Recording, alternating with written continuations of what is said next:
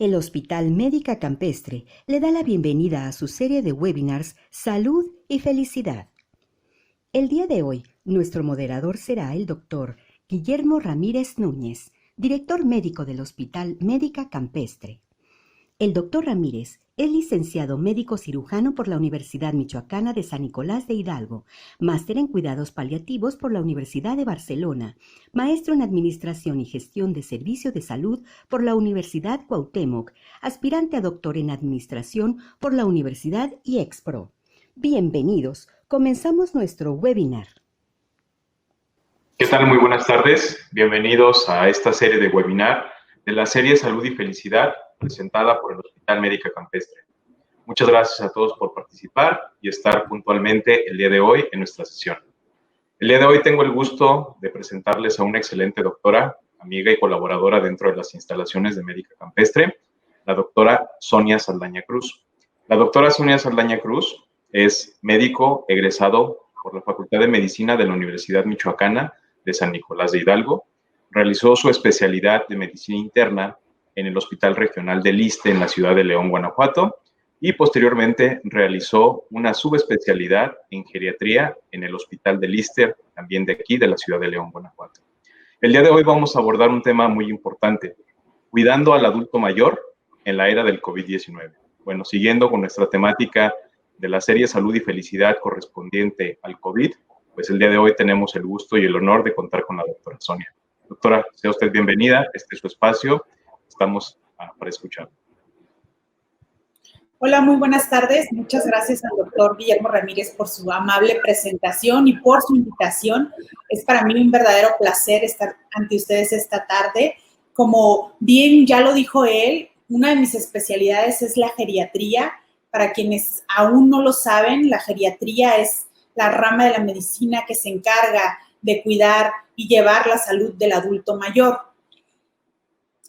En geriatría, uno de los pilares más importantes para mantener la salud de un individuo, que en nuestro caso son los adultos mayores, es sin lugar a dudas la esfera social.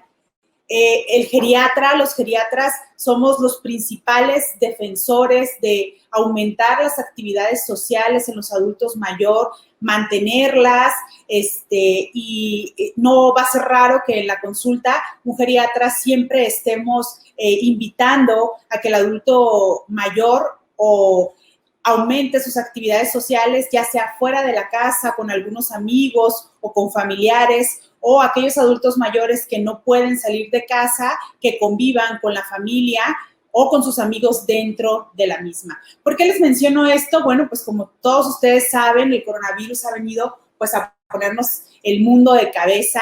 Una de las indicaciones más importantes a seguir durante esta pandemia ha sido el aislamiento social. Y quise empezar precisamente por esto, porque es una de las preguntas que más comúnmente me han estado haciendo. Seguramente alguno de ustedes también tiene esta duda. La pregunta es más o menos así: los adultos mayores de mi familia están ya muy cansados del encierro, están muy aburridos, están muy deprimidos y se están viniendo abajo. Como geriatra, por supuesto que creemos en lo que nos están diciendo. Como bien les vengo diciendo, nosotros somos los principales incentivadores en que el adulto mayor aumente su actividad social. Sin embargo, quise iniciar con esta diapositiva para de una vez por todas responder a esta duda que todos tenemos. La respuesta es no. El adulto mayor no puede abandonar el aislamiento social ante esta pandemia. A lo largo de esta presentación vamos a ver cómo el adulto mayor es el más vulnerable ante esta enfermedad y pues, repito, la respuesta sería no. El adulto mayor no puede flaquear en su distanciamiento social a pesar de las consecuencias que esto esté teniendo en él. Y pues, ¿por qué? Pensé mucho en si poner o no esta diapositiva que viene a continuación. Es un poco dura, pero quise que con esta cerráramos, pues, o entendiéramos mejor aún por qué es que el adulto mayor no puede, pues, no sé, participar en lo que denominamos la nueva normalidad. Este es un artículo que fue publicado en una de las revistas médicas más importantes a nivel mundial, la revista New England, en marzo de este año, del 2020. El artículo habla en sí de la situación en la que Italia estaba viviendo en estos meses, en marzo del 2020, les repito, y la parte en la que menciona al adulto mayor dice así: los pacientes más viejos no reciben resucitación y fallecen solos, sin los cuidados paliativos apropiados, mientras la familia es notificada por teléfono, a menudo por un médico que, si bien es bien intencionado, se encuentra exhausto y emocionalmente agotado, con quien la familia no había tenido previamente contacto. Entonces, les repito, es un párrafo duro, pero en ese momento, en marzo, era la realidad en Italia y sin lugar a dudas está siendo la realidad ahora en México. El adulto mayor es el más vulnerable ante esta pandemia, ante la enfermedad por coronavirus. Entonces, mucho hemos oído hablar acerca de la nueva normalidad. De hecho, los adultos jóvenes nos hemos ido reincorporando de a poco a nuestras actividades, pues laborales principalmente, con cierto éxito, siguiendo las normas para evitar en lo posible los contagios, y parece estar resultando. El siguiente paso para las autoridades es reinsertar a los niños a sus escuelas, pero si bien no han escuchado nada sobre la reinserción de los adultos mayores. Y es precisamente por esto que les acabo de leer tan duro. El adulto mayor es el más vulnerable ante esta enfermedad, y no solo de su riesgo para contraerla, sino de la letalidad y el gran riesgo de morir a causa del coronavirus. Bueno, el coronavirus ha venido, como les decía, a ponernos de cabeza. Solo como un recordatorio, el coronavirus pertenece a la familia de los ya conocidos coronavirus. Estos virus han existido por mucho tiempo. No precisamente el nombre del coronavirus, gracias al cual estamos en cuarentena ahora, el nombre real es SARS-CoV-2 y, repito, pertenece a la familia de los coronavirus ya existentes anteriormente. Muchos de ellos pues nos causaban algún tipo de gripe en algunas estaciones del año, pero este virus en particular en la actualidad pues tiene una gran capacidad de infección y de poner grave a los pacientes. Vamos a recordar cuáles son las vías de transmisión de la enfermedad. Hasta hace poco sabíamos que era por contacto y gotas. Hace algunos días la Organización Mundial de la Salud ya pues aceptó, digamos, que hay también transmisión aérea. Voy a tratar de explicarles de qué se trata. La primera, que es la que siempre hemos sabido, la transmisión por contacto, se refiere a que cada persona de manera normal, al hablar, como lo estoy haciendo yo, emitimos ciertas gotitas, algunas microscópicas, algunas un poquito más grandecitas, de saliva, de secreciones que son normales. También las exhalamos cuando estornudamos y cuando tosemos, y estas microgotitas pueden quedar expuestas en las superficies. Por ejemplo, en este caso pueden estar o quedar expuestas las que yo estoy emitiendo por hablar con ustedes en la computadora o en esta mesa, y alguien más podría llegar a tocar estas superficies, y si yo estoy infectada por coronavirus, estas gotitas de las que les estoy hablando, pues van a llevar al virus también. Entonces alguien llega con sus manos a tocar estas superficies en donde han quedado estas microgotas, y ahora esta otra persona tiene en sus manos al virus. Ese es el tipo de transmisión por contacto, es el más común. Por eso es que se insiste tanto en el aseo de las manos, ya sea con agua y jabón, de manera repetida muchas veces durante el día, o con el gel con alcohol si no estamos pues cerca de un lavabo con jabón. La segunda forma de transmisión de la enfermedad es a través de las gotas. Estas mismas gotas de las que yo les estoy hablando, que repito, estas siempre las hemos transmitido, siempre las hemos expulsado a través del habla, del estornudo y de la tos.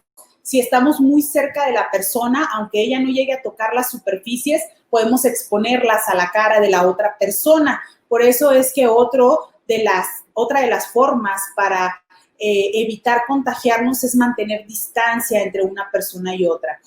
Por más fuerte o rápido que hable una persona, se ha demostrado que las gotitas no logran llegar más allá de 1.5 metros. Por eso es que si yo estoy alejada de una persona 1.5 metros o 2, pues difícilmente sus gotitas van a llegar hasta mi cara, ¿no? Y por último, bueno, la transmisión aérea, que antes de que nos asustemos, para nada significa que el virus esté en el aire. Lo último esta la demostración de que el virus puede transmitirse de manera aérea significa sobre todo en los lugares cerrados, en los que estas mismas microgotas de las que yo les estoy hablando, las más pequeñitas, se habla de que son por debajo de 5 micras de diámetro, pueden mantenerse suspendidas en el aire por un poco más de tiempo.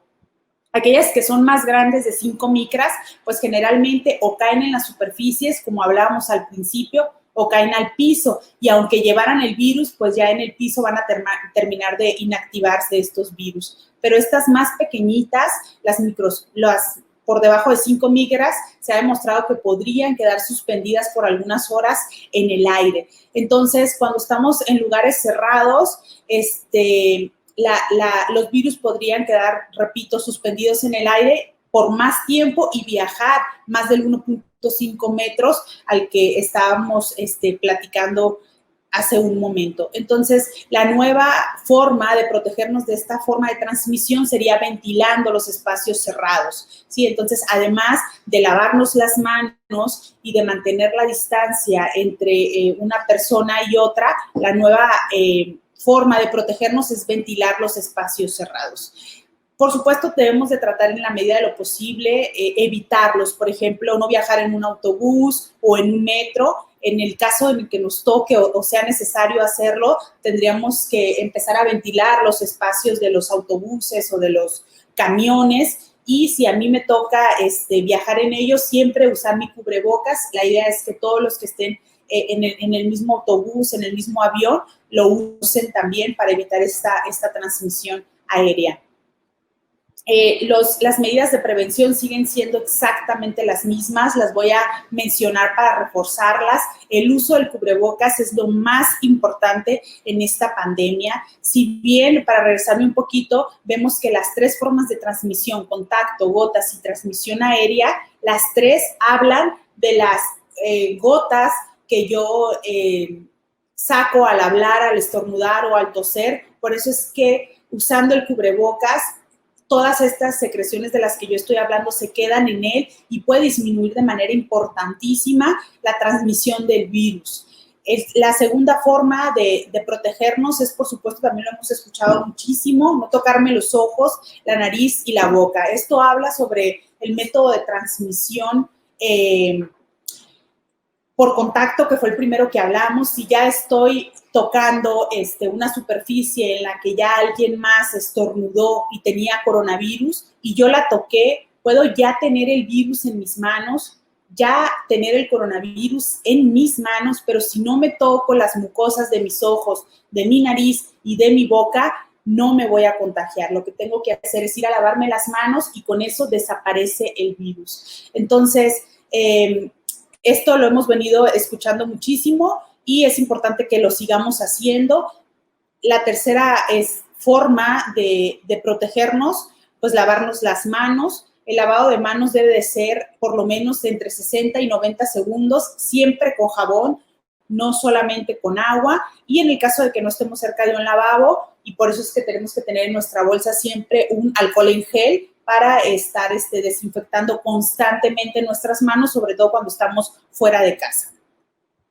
En cuanto a los adultos mayores, quiero platicarles un poquito de por qué, lo hemos escuchado muchísimo, porque ellos son más vulnerables, son más susceptibles, se enferman más, tienen más posibilidades de morir en caso de que contraigan la enfermedad.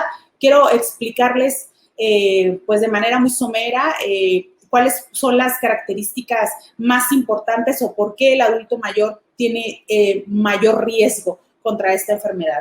El sistema inmunológico, si recordamos un poquito algo de lo que nos platicaban como en la preparatoria o algo así, siempre los maestros nos decían que nuestro sistema inmunológico eran como nuestras defensas, los soldados que nos ayudaban a atacar a los virus o a las bacterias que entraban en nuestro organismo. Entonces, a medida que en la vida avanza la edad, todos los órganos también envejecen junto con la persona. Siempre le digo a mis pacientes, si usted tiene, no sé, 83 años, por supuesto que su hígado tiene 83 años y su corazón también. Algo muy similar, o más bien exactamente lo mismo pasa con el sistema inmunológico. El sistema inmunológico o aquellos soldados que nos ayudan a atacar a los agentes externos que nos causan enfermedades también han envejecido. El término médico del envejecimiento del sistema inmunológico o del sistema de nuestras defensas es inmunosenescencia, que es el primer enunciado ahí mencionado, y a eso se refiere. Mi sistema inmunológico, mis defensas han envejecido junto conmigo y no cuentan con la misma fortaleza para atacar a virus o bacterias o cualquier agente extraño que quiera entrar a mi organismo. Entonces, el sistema inmunológico de un paciente o de un individuo más joven tendrá una mayor fortaleza para atacar a un agente extraño, particularmente hablando en este caso, pues al coronavirus, que el sistema inmunológico de un paciente adulto mayor.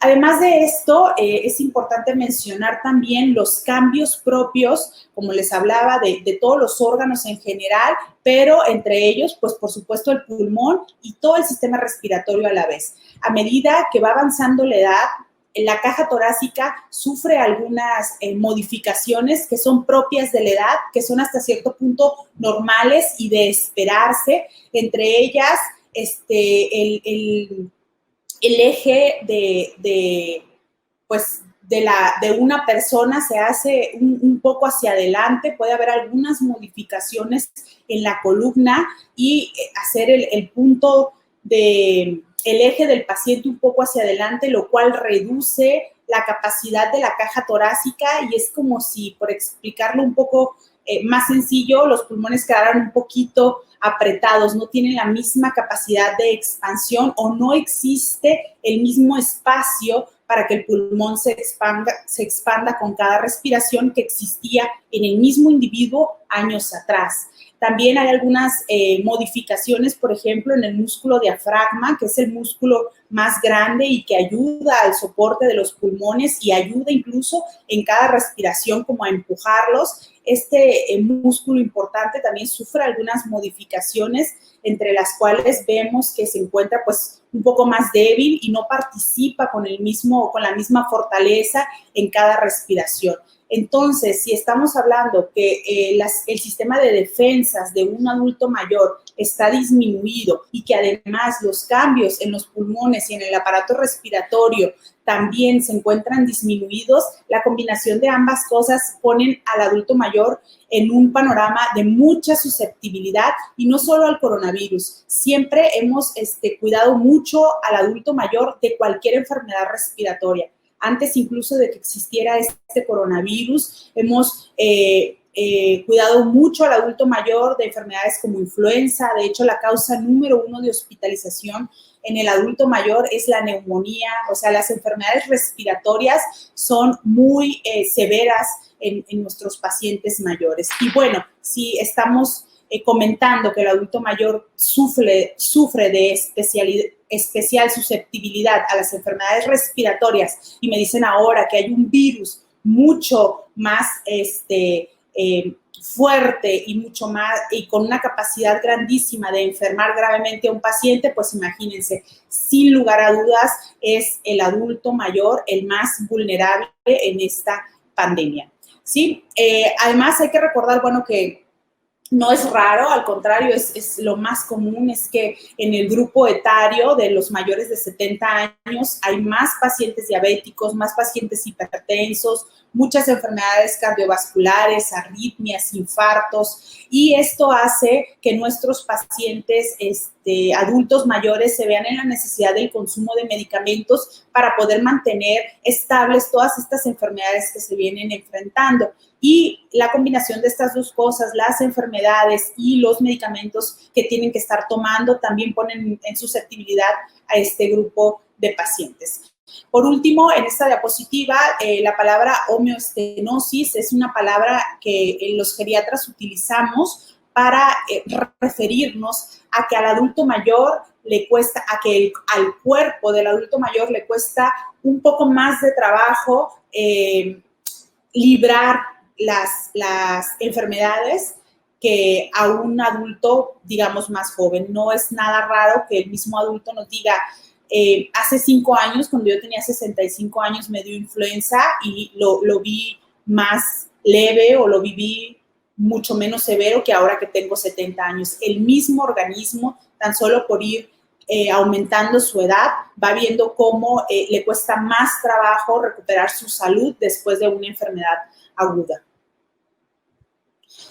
Bueno, pues volviendo con el coronavirus, esta diapositiva que voy a presentarles ahorita no habla solamente del adulto mayor, es lo que vamos a hacer todos cuando nos digan que tenemos coronavirus. Son las primeras 3 cosas que tenemos que hacer ante el diagnóstico en cualquier familiar.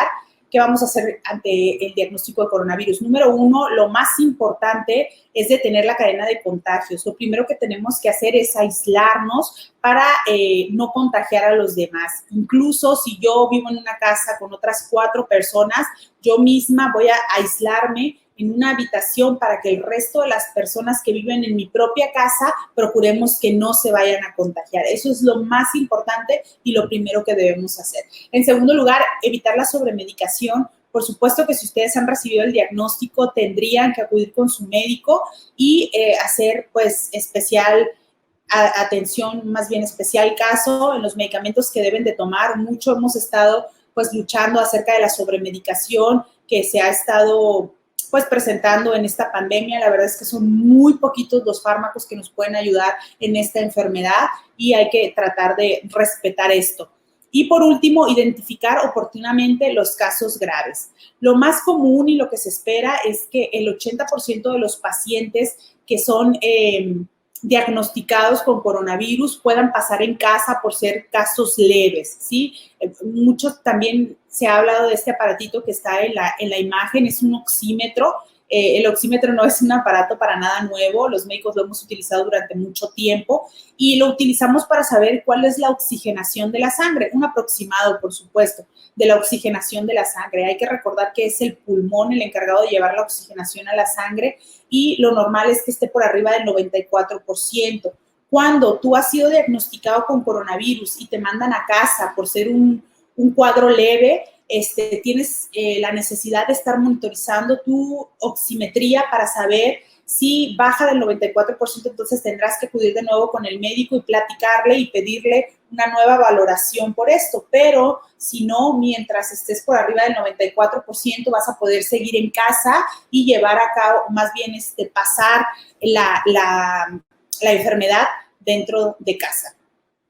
¿Cómo vamos a cuidar al enfermo en casa? Lo primero que tenemos que hacer es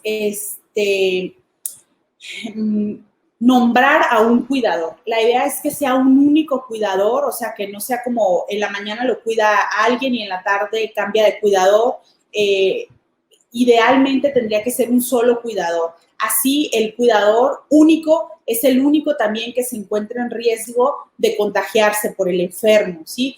Obviamente, ahorita vamos a hablar de las medidas para que ojalá esto no pase. Tú como cuidador no necesariamente te tienes que contagiar si llevas a cabo estas medidas de las que vamos a platicar a continuación. El cuidador debe ser una persona que entienda las recomendaciones sanitarias.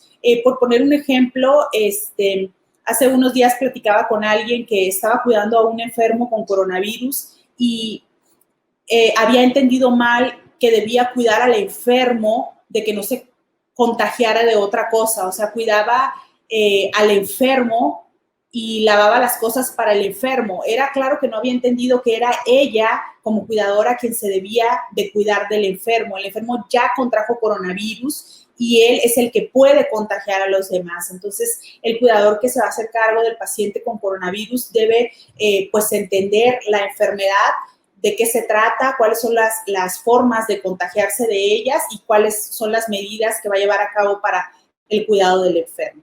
Y, bueno, el seguimiento atento de la evolución de los síntomas del enfermo es muy importante. Por eso hablábamos del oxímetro que presentaba en la diapositiva anterior. Si hoy como médico revisamos a un paciente con coronavirus, el paciente, yo lo pude haber revisado, no sé, a las 9 de la mañana, pero a las 8 de la noche podría empezar con nuevos síntomas. Por eso el paciente con coronavirus no puede estar solo, mucho menos si se trata de un adulto mayor. Alguien tiene que estar monitorizando su presión, si es que padece de presión elevada, con el oxímetro, la oxigenación de su sangre, cuál es su temperatura, si está bajando o está aumentando, y estar indicando al médico todos estos cambios. Repito, si yo como médico lo evalué en la mañana, en la noche puede haber una complicación tal que hay la necesidad de llevarlo al hospital. Entonces, el paciente anciano con coronavirus debe tener un atento seguimiento de su evolución. ¿Va mejor? ¿No va mejor? ¿Necesita hospitalización? ¿Le voy a llamar de nuevo al médico? Tengo que estar con esto por lo menos 3 veces al día, esta monitorización. Una vez que estemos en casa, una vez que el médico haya valorado al paciente y diga, pues sí, tiene coronavirus, afortunadamente no necesita hospitalización en este momento, habremos que regresar a casa con nuestro paciente. Lo ideal, claro que dependerá mucho del espacio con el que cada uno de ustedes cuente, es que el paciente infectado cuente con una recámara aislada. Esta recámara no deberá pues dormir nadie más que el infectado. Idealmente debería de tener un baño dentro de la recámara o un baño muy cerca. Y la ventana, por lo que ya habíamos platicado en las primeras diapositivas, debe ser una recámara bien ventilada. En esta recámara, tanto la ropa de cama como las toallas y la vajilla solo la van a utilizar el enfermo durante unos días. No podemos utilizar la misma toalla con la que se bañó él, otros miembros de la familia que además no están infectados. Dentro de la recámara no es mucho lo que necesitamos, pues la cama donde va a descansar el paciente con su propia ropa de cama, un sillón para que pueda desplazarse de la cama al sillón cuando así lo desee, unos recipientes, uno para basura y otro para ropa sucia, tanto de cama, toallas y ropa de vestir, para que la estemos pues teniendo toda junta la de él y no revuelta con la del resto de la familia. Y cuando tenemos un paciente con coronavirus en casa, debemos, por supuesto, ventilar la recámara en la que lo estamos cuidando, pero también el resto de las recámaras pueden tener, más bien sería ideal que fueran ventiladas al menos 5 minutos al día. Una vez que ya hemos preparado el espacio físico en donde vamos a cuidar a nuestro enfermo, debemos de tener estas consideraciones en cuenta. Tanto el enfermo, como el cuidador deben usar siempre su cubrebocas. El enfermo puede estar en una habitación incluso contigua a la mía y no por eso voy a tener cubrebocas cuando yo esté en mi habitación. Voy a usar el cubrebocas cuando voy a entrar a la habitación del enfermo. Y antes de entrar, le voy a pedir al enfermo, le voy a avisar desde afuera que voy a entrar, ya sea a dejarle sus alimentos o a tomar sus signos vitales, para que el enfermo se ponga su cubrebocas. De manera que yo como cuidadora, cuando entre al espacio del enfermo, ya ambos tengamos el cubrebocas. Eso va a disminuir de manera muy importante el contagio, pues, del cuidador que aún no está infectado. El cuidador puede o debe utilizar unos gogles también para que en caso de que nuestro enfermo tosa o estornuda, no nos vaya a caer en la cara. Entonces, unos gogles o unos lentes grandes podrían ser de gran ayuda, y una bata. Mucho se ha hablado acerca de la ropa. La verdad es que no está como tal demostrado que la ropa haga que yo me enferme. Sin embargo, tener una bata colgada afuera de la habitación del enfermo puede hacer que yo me la ponga para entrar a la habitación y al salir la vuelva a dejar ahí, y mi ropa de vestir no tenga yo que estármela cambiando cada vez que entro a verlo, ¿no?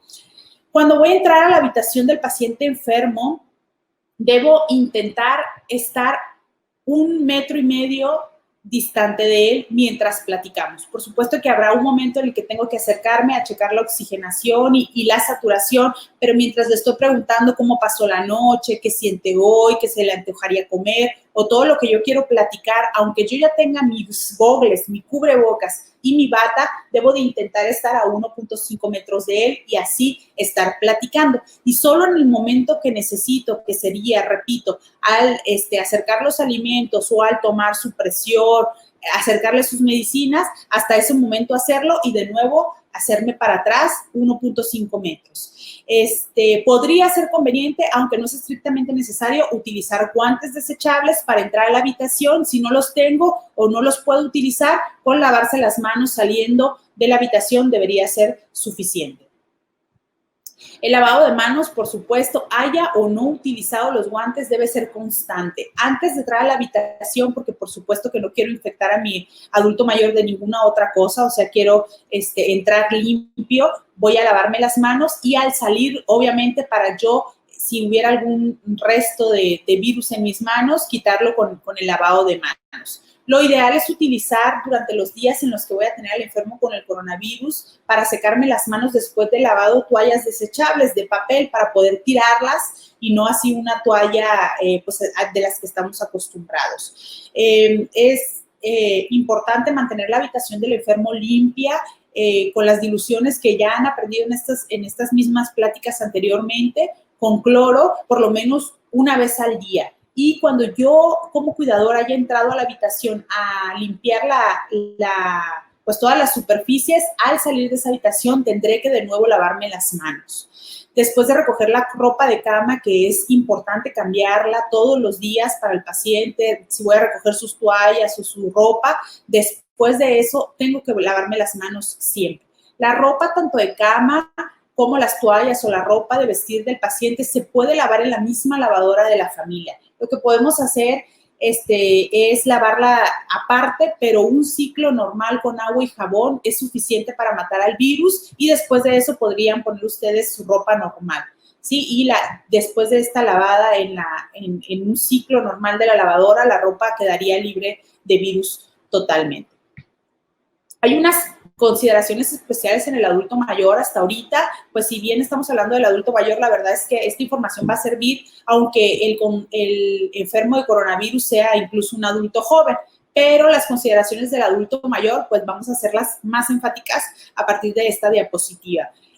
Con mucha admiración, con mucha sorpresa, me ha tocado ver últimamente que hay pacientes que están pasando la etapa del coronavirus, o sea, la etapa de la enfermedad solos en su casa, o sea, no sé bien cuál sea la situación familiar, pero entiendo que si éramos un par de esposos y yo me enfermé, mi esposo se fue y me dejó solo en mi casa. Entonces, repito, con mucha sorpresa, me ha tocado ver muchos casos de personas que por estar contagiadas se quedaron solas en su casa. Me parece,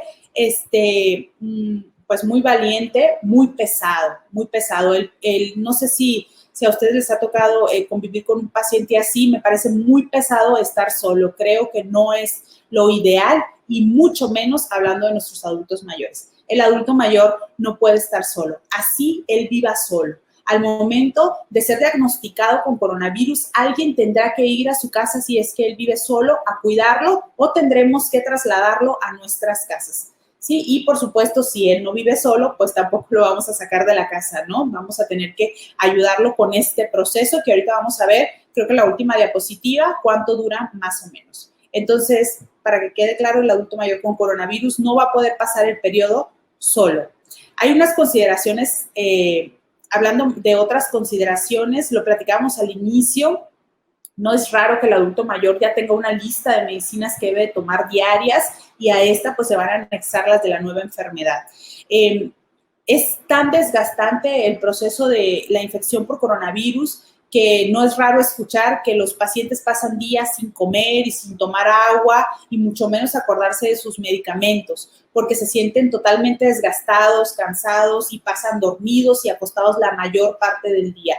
Esto no lo podemos permitir en los adultos mayores porque perder sus dosis de medicamentos base que ellos tomaban ya antes de la infección por coronavirus, podría hacer que sus enfermedades crónicas se nos descompensen y eso pues traería mayores problemas a este proceso que estamos viviendo. Por eso es que comento una vez más, el adulto mayor no puede estar solo y tengo yo entonces como cuidadora que hacerme cargo de las medicinas y si es necesario entrar a su habitación para dárselas, recordarle las que tiene que tomar aunque él no quiera o no pueda o no le apetezca. Tengo que estar muy al pendiente de su tratamiento base para que sus enfermedades crónicas no se vayan a descompensar. Los desplazamientos dentro de casa son también todo un tema. Generalmente pues no queremos tocar al adulto, bueno, al enfermo de coronavirus, eso no va a ser posible en los adultos mayores. Hay adultos mayores que necesitan que los acompañemos al baño, incluso, repito, antes de haber estado enfermos de coronavirus. Esto no lo vamos a poder dejar de hacer. Ellos van a seguir necesitando de nuestra ayuda para desplazarse dentro de casa si es que ya lo necesitaban. Y si no necesitaban esta ayuda, pueden iniciar a necesitarla debido a la fiebre o al desgaste que causa la enfermedad por coronavirus. Entonces, debemos de mentalizarnos a que vamos a tocar al enfermo y vamos a tener que ayudarlo muchas veces a caminar o a comer en este proceso de coronavirus. Y no por eso nos vamos a infectar. Lo más importante es el uso del cubrebocas, el lavado de manos, el uso de los gogles, a lo mejor el cubrebocas en el enfermo para que aunque él tosa, sus microgotas no lleguen hacia mi cara. La alimentación e hidratación, como les comentaba, lo escuchamos en todos los enfermos, jóvenes y adultos mayores, no quieren comer. La hiporexia, que se trata de la pérdida del apetito, es muy evidente durante los días en los que se está infectado por coronavirus. Y igual que no quieren probar alimentos, tampoco quieren probar bebidas. Un paciente me decía hace días, es que verdaderamente el agua sabía como a metal terrible. Entonces, esto no lo podemos permitir en los adultos mayores. Los adultos jóvenes tenemos cierta capacidad para aguantar varias horas sin agua e incluso sin alimentos. Estas capacidades se ven totalmente mermadas en el adulto mayor con o sin coronavirus. Esto es parte del envejecimiento. Nosotros podríamos, más bien el adulto mayor podría deshidratarse a partir de 6 u 8 horas sin tomar líquidos, lo que no nos pasa a los adultos más jóvenes. Podemos aguantar mucho más por algunas contrapartes hormonales que pasan en nuestro organismo capaces de retener, digamos, de alguna manera la hidratación en nuestro cuerpo, que con el envejecimiento se van perdiendo. No lo podemos permitir en el adulto mayor, que aunque se sienta mal, no coma o peor aún, no tome agua. Esto puede claramente agravar el cuadro de la infección y agregar nuevas enfermedades como deshidratación. Entonces tenemos que estar muy al pendiente de la alimentación y más aún de la hidratación durante estos días tan pesados en los que el paciente pues está con su infección con coronavirus. El delirium es pues también un tema pues muy, muy pesado en el adulto mayor. El delirium se trata de una como desconexión cerebral que los adultos mayores están propensos a ella ante cualquier infección. El coronavirus, por ser una infección tan grave en la cual hay hipoxemia, es decir, disminución de la oxigenación en la sangre y fiebre muy elevada, el adulto mayor puede experimentar delirium, que se trata, por explicarlo rápido, de una desconexión cerebral en la cual él puede estar desorientado, inatento, diciendo cosas o viendo alucinaciones, diciendo incoherencias, haciendo cosas como apagar y prender la luz, ponerse incluso algo agresivo, quererse levantar sin fuerza de su cama. Esto puede estar presente en la infección por coronavirus y tenemos que estar preparados para ayudar al adulto mayor en caso de que esto pasara y, por supuesto, pues contactar al médico. Algo que no pasaría en los adultos más jóvenes. El monitoreo continuo. No solo lo vamos a hacer de la oxigenación, como les venía diciendo, el coronavirus tiene la capacidad de disminuir la oxigenación en la sangre y será lo más importante durante la infección, pero no debemos dejar de lado el monitoreo al que el adulto mayor ya venía estando acostumbrado. Por ejemplo, si es hipertenso, pues checamos la presión, no sé, 2 o 3 veces por semana. Si el paciente es diabético, hemos estado checando la presión, el azúcar, perdón, con su aparato 2 o 3 veces por semana. Esto no se puede perder. Ya lo platicaba hace un ratito, mantener las enfermedades estables va a ayudar a que el paciente salga más pronto de la infección por coronavirus y mejor aún va a ser que no se nos agregue una enfermedad más si ya estamos pues luchando contra el coronavirus. Entonces, de hecho, el coronavirus por sí solo tiene la capacidad de llegar a descompensar las enfermedades que yo previamente padecía, aun cuando yo no haya suspendido mis medicamentos. Entonces, no es raro que el paciente con diabetes muy bien controlado durante el periodo de coronavirus sube muchísimo el azúcar sin él haber dejado sus medicinas. El paciente con hipertensión sube mucho la presión arterial sin haber dejado sus medicinas. Entonces, los monitoreos de las enfermedades previas van a ser más estrictos durante el periodo de coronavirus. Tampoco es raro, pues, que algunas deprivaciones sensoriales como la hipoacusia o la disminución en la agudeza auditiva, pues el paciente ya las venga acarreando antes de la infección por coronavirus. Eso debe ser muy importante porque el uso de mascarillas habría que hacer que el paciente muchas veces está leyendo nuestros labios para poder entender lo que decimos. Entonces, estas consideraciones especiales son las que nos van a hacer pues batallar un poquito con los adultos mayores, pero que es importante que tengamos en mente y que estemos listos para lidiar con ellos durante el periodo de diagnóstico de coronavirus en nuestros pacientes adultos mayores. Ya por último y para terminar, nada más quise hacer esta diapositiva que tiene que ver con los adultos mayores, tiene que ver con el tiempo en el que voy a mantener aislado a todos los pacientes. El virus generalmente dura en un organismo 15 días y durante esos 15 días son los que yo lo puedo transmitir al resto de las personas. Generalmente el primer día que yo inicié con síntomas, que puede ser una cefalea muy alta, muy fuerte o una fiebre muy elevada, para ese entonces yo ya habré tenido 5 días previos el virus en mi organismo. Estaba como en un periodo de incubación. Por supuesto que ya fui, ya pude haber transmitido el virus, pero pues yo no sabía que estaba enferma. Entonces, desde el día 1 del inicio de los síntomas, 10 días más, el paciente debe mantenerse aislado. Y después de eso podría romperse el aislamiento en casa. Estamos hablando de pacientes pues leves que pasaron la infección en casa y ya podría salir de esa habitación aislada para volver a, pues a su entorno familiar normal. Entonces, de los 15 días, la verdad es que 5 fueron antes del inicio de los síntomas y 10 desde el inicio de los síntomas. Lo más importante que podemos hacer por los adultos mayores es justamente lo que están haciendo todos ustedes, informándose a través de videos, de plataformas como estas, de qué es lo que podemos hacer. El pánico y la desinformación van a causar mucho más daño que el propio virus. Debemos estar preparados, como hacer un plan mental de qué vamos a hacer si mi adulto mayor hace o se contagia por coronavirus. Incluso aunque no sea un adulto mayor, la situación con el coronavirus, la verdad es que no se ve que vaya a terminar pronto. Entonces, si bien deseo que a ninguno de ustedes les pase, la verdad es que no está de más hacer un plan mental.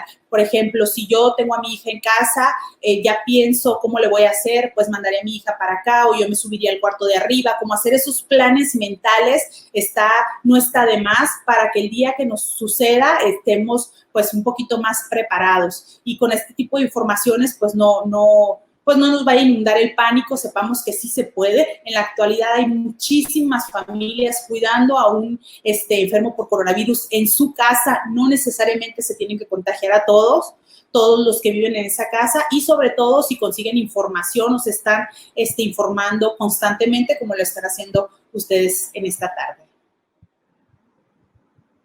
Muchas gracias, doctora. Bueno, pues comenzamos con el bloque de preguntas y respuestas. Claro, es muy importante que se quede bien acentuado lo que la doctora Sonia nos comentó a lo largo de su presentación. El concepto de ser un adulto mayor no significa que van a tener un mal pronóstico y que no todos los adultos mayores requieren hospitalización. justamente requieren una valoración, una atención, un seguimiento por parte de un médico especialista, en este caso un médico geriatra, un médico internista, que conozca sus antecedentes, que maneje sus enfermedades de fondo, pero aquí es muy importante aclarar que no todo paciente adulto mayor que ingresa a un hospital tiene una malevolución, ni todo paciente adulto mayor se puede manejar en casa, depende de muchos factores. Entonces, doctora, comenzamos con Tatiana. Nos dice Tatiana que cómo se puede evitar que los adultos mayores se depriman con el encierro. Sí, como lo comentaba al inicio de la charla, es la pregunta más común, ¿verdad? Yo creo que vamos a tener que hacer otra plática sobre esto. Como bien hemos venido, pues viendo, hemos hecho a lo largo de toda la pandemia, hemos hecho mucho uso del Internet. O sea, tú pagas ahora el agua por Internet, están dando clases a los niños por Internet. O sea, hemos utilizado muchísimo diversas plataformas para salir adelante del encierro, algo que ha sido muy difícil con los adultos mayores. Si algunos habían podido ya previamente aprender acerca del uso del Internet y de diversas plataformas, pues a lo mejor ellos sí pudieron entrar en esto, pero los que no, pues es por eso que nosotros como geriatras no hemos encontrado la forma en la que podamos ayudarlos, porque bien podríamos dar clases como esta, por ejemplo, o de otro tipo como yoga, tai chi, que están tan recomendados en los adultos mayores, pero todo se iría vía Internet. Entonces, repito, aquel adulto mayor que no maneja Internet, pues tampoco es momento como de meterlo a unas clases. Ha sido todo un tema de preocupación para los geriatras y para todos aquellos que viven con adultos mayores.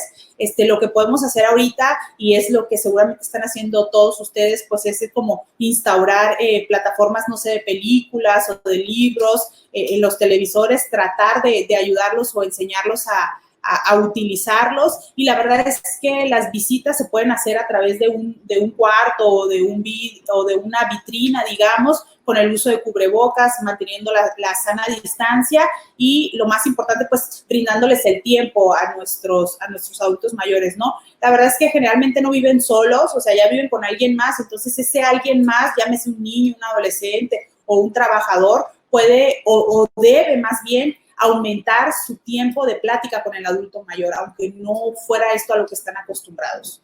Ok, bueno, yo creo que algo muy importante que es nuestra obligación como médicos es evitar la automedicación, y está muy de moda los remedios caseros, la utilización de medicamentos. Cada día conocemos un poco más del virus, pero creo que desconocemos más en realidad. Por aquí nos pregunta Blanca que, ¿qué opinas sobre el uso de la ivermectina? La ivermectina no la estamos utilizando. La verdad es que no hay bases científicas que hayan demostrado que ayuda en el virus, que ayuda en la infección por coronavirus. No existe ningún caso reportado como mejoría o como verdadera ayuda. La verdad es que no la estamos utilizando, al igual que otros muchos fármacos. No los estamos utilizando ni en adultos mayores ni en pacientes más jóvenes. No, en la actualidad no es tratamiento para coronavirus. Correcto.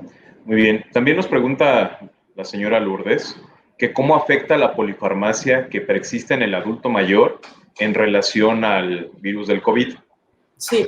La polifarmacia, bueno, en geriatría llamamos polifarmacia a la toma de 3 medicamentos o más. Entonces, imagínense, todos estarían en polifarmacia. Va a depender mucho de si la polifarmacia está dada por un médico geriatra o no. Si el geriatra es quien ya les acomodó los medicamentos, lo más probable es que los medicamentos son los que verdaderamente necesita el paciente. Y si los necesita, no los podemos o no los vayamos a suspender durante el tratamiento por coronavirus. Pero si la polifarmacia está dada por muchos médicos o muchos diferentes especialistas y nadie los ha como agrupado en un solo campo, los efectos adversos de algunos medicamentos sí podrían como causar afección en el adulto mayor y poder volverse, y lo comentaba en alguna de las diapositivas, más vulnerable no solo a coronavirus, sino a muchos tipos de infecciones o de enfermedades. Claro que sí. Bueno, doctora, pues lo comentó en alguna de sus diapositivas sobre la vulnerabilidad que tienen los adultos mayores por la edad, los factores de riesgo. Nos pregunta Elvia Yepes. Dice, tengo 61 años, tengo cáncer y estoy en tratamiento. ¿Corro mayor riesgo o es igual al de toda la gente adulta? Bueno, 61 años de edad todavía no es un adulto mayor, sí tiene más, definitivamente pertenece a un grupo de mayor riesgo por el cáncer y por el tratamiento. Entonces, lo que se sugiere es que, al igual que el grupo de riesgo, pues la verdad es que no solo son los adultos mayores, son todas aquellas personas que viven enfermedades graves, como en el caso de ella o algunas otras como lupus, artritis reumatoide, asma, que aunque sean muy jóvenes por padecer estas enfermedades, pertenecen a los grupos de mayor riesgo, que son a los que estamos, pues, ahora sí que encerrando más, evitando cualquier tipo de contagio, con la finalidad de que, pues, no se contagien. Correcto.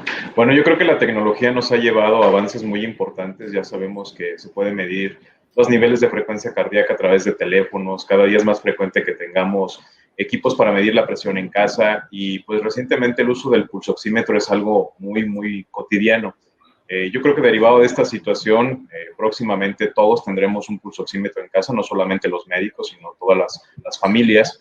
Y por aquí nos están preguntando repetitivamente que cuáles son los niveles de oxigenación más basales que debe de mantener un paciente.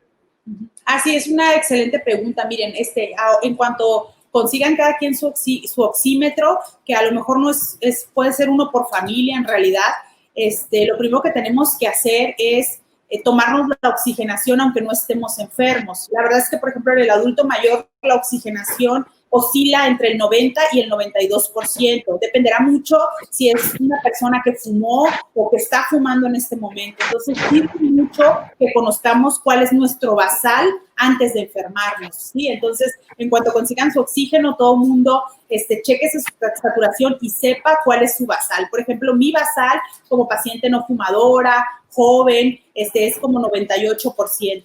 Entonces, el día que yo tenga 90, para algunos será pues muy aceptable, pero yo voy a saber que de 98 he bajado a 90. Entonces, ciertamente, mientras se mantenga el 92% para arriba, podemos estar muy tranquilos. La verdad es que va a ayudar mucho a que todos conozcamos cuál era nuestro basal antes de enfermarnos. Correcto. Muy bien. Nos habló, doctora, sobre los cuidados que hay que llevar en el adulto mayor en casa, el paciente COVID que se maneja en casa. Pero, ¿cuáles son los criterios que usted determinaría, pregunta Marta Patricia López, que se deben de tener en cuenta para hospitalizar a un adulto mayor en un hospital? La oximetría, sin lugar a dudas.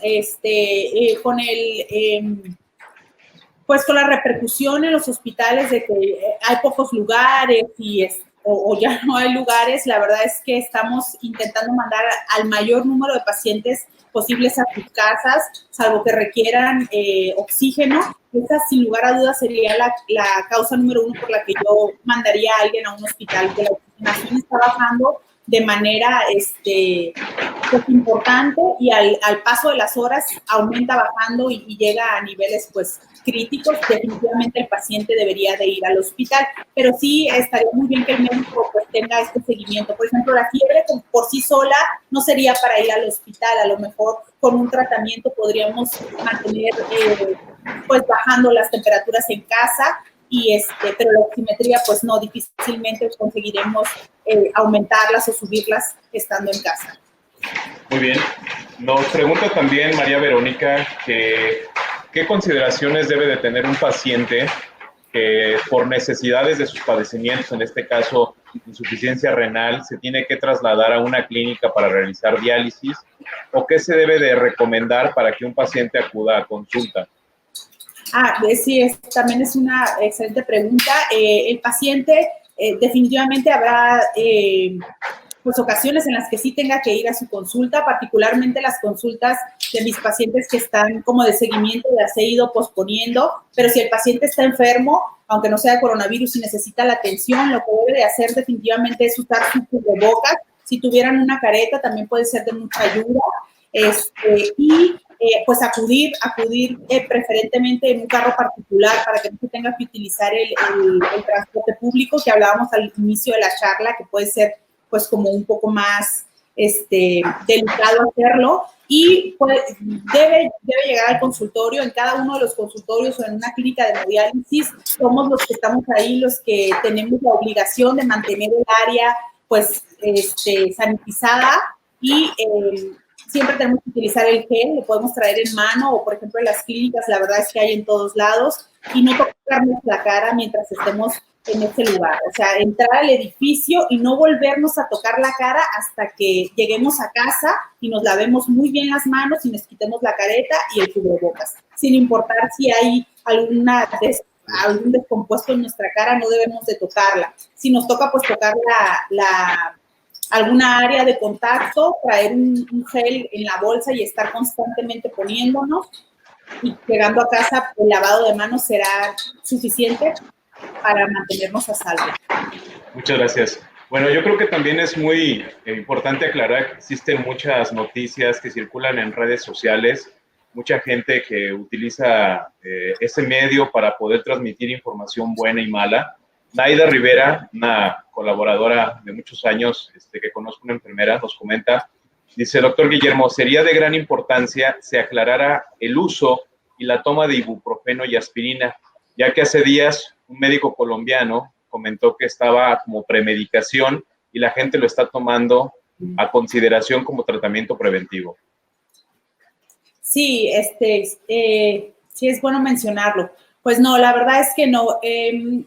Hace mucho tiempo, yo creo que ni siquiera llegaba el coronavirus a México desde que se empezó a satanizar al ibuprofeno. La verdad es que en la actualidad el ibuprofeno pertenece a un grupo de medicamentos que denominamos AINES. Hace, pues ya también algunos meses ya les quitamos, o sea, ya no están satanizados los AINES. La verdad es que no ha demostrado que empeores como tal, pero sí, la gente se quedó mucho con la idea de que no debes de tomar ibuprofeno, más bien, pero repito, en la actualidad, pues sí nos quedamos sin utilizarlo, pero la verdad es que no ha demostrado que empeores por tomar ibuprofeno. Tenemos otras muchas cosas que podemos utilizar, como paracetamol y a lo mejor metamizol, y así dejamos de lado el ibuprofeno por si sí o por si no, a lo mejor, pero la verdad es que no hay ninguna contraindicación para utilizarlo. Lo que sí es que la premedicación para nada está indicada. Ojalá hubiera algo que nos prevenga para infectarnos o para ponernos graves con el coronavirus. No lo es así. Ni siquiera la aspirina y mucho menos el ibuprofeno son preventivos para contraer la enfermedad, ni siquiera tampoco va a brindarnos fortaleza para luchar contra la enfermedad. Para nada, es totalmente pues falso, no sirve, no lo debemos utilizar, y sí podemos contraer los efectos adversos de los medicamentos. Para nada está recomendado. Nosotros como médicos no lo hacemos, aun cuando todavía no nos ha dado la enfermedad. Ok, buen comentario, doctora. La verdad es que era una pregunta que continuaba. ¿Qué medicamentos recomendaba usted como de manera preventiva? La verdad es que no existe, y eso es algo muy importante. Quien les esté vendiendo un medicamento mágico que cure o prevenga el coronavirus, los está timando, los está extorsionando. Yo creo que es una situación que deben de tener muy en consideración. Hay una pregunta que creo que es muy importante, sobre todo porque con el concepto de adulto mayor, la mayoría de ellos padecen enfermedades como diabetes o hipertensión. Y pregunta Juan Alberto Carrillo: ¿la gente con diabetes o con presión alta que nos pueda dar coronavirus, nuestro pronóstico es malo? No necesariamente. El paciente depende mucho de la forma en la que he tratado mi enfermedad antes de contraer el coronavirus. La hipertensión como tal no nos ha preocupado mucho, sobre todo si mantenemos nuestra medicación. En la diabetes sí hemos hablado acerca de que los pacientes con diabetes sí están evolucionando a formas graves de coronavirus, pero también hemos logrado ver una diferencia entre aquel diabético descontrolado o descuidado y el diabético muy bien controlado. Entonces, volviéndonos a la pregunta anterior, la mejor manera de prevenir el coronavirus es mantener controladas mis enfermedades. Si yo soy diabética y me mantengo en cifras altas de glucosa, no lo estoy haciendo bien. Es momento de dejar de llevar a cabo mi dieta de diabético que me corresponde y tomar de manera clara los medicamentos y controlar mi enfermedad. Esa sería la mejor prevención para en el momento en que me toque lidiar con la enfermedad de coronavirus, mi cuerpo se encuentre fuerte para poder librar la batalla. Muy bien, muchas gracias. Bueno, yo creo que con esta terminamos esta pregunta de Eugenia Chagoy. Dice: se escucha mucho de la neumonía típica. ¿Es lo mismo que el coronavirus?